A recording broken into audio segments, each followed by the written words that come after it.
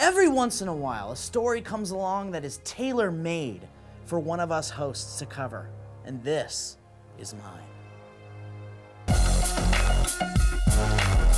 Boston, Massachusetts, home to some lovely people and historical significance. Also home to a place called Open Biome that wants your poop, and they'll give you money for it. That's right, you, who is likely pooping right now, can be paid $40 a day to donate that poop you're currently creating. Open Biome opened in 2012 and is the only independent nonprofit stool bank in the country. But why, Steve? Why, you ask? Because fecal microbiota transplantation, that's why. Let's science real quick.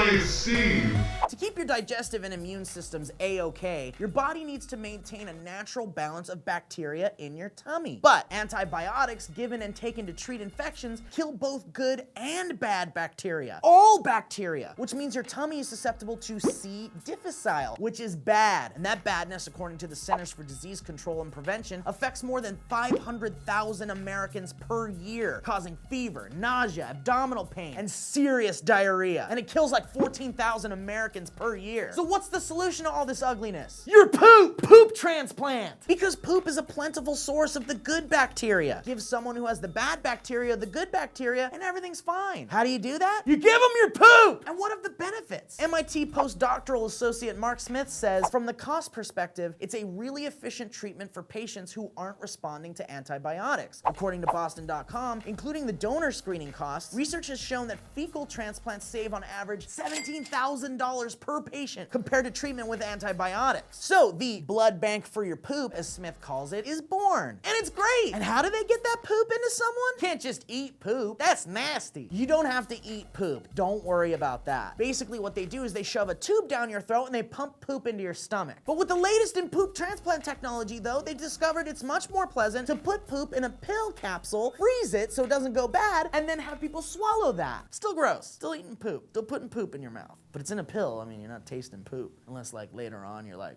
burping and you're like, did I eat poop?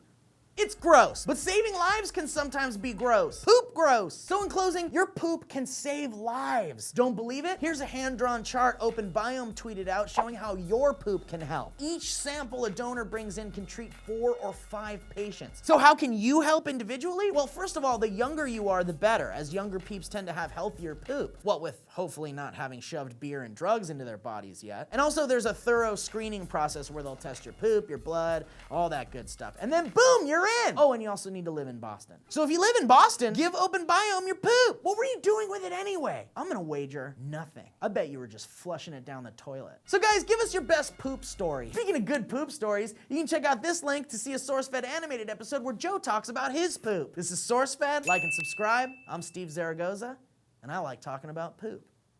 Come at me, bro.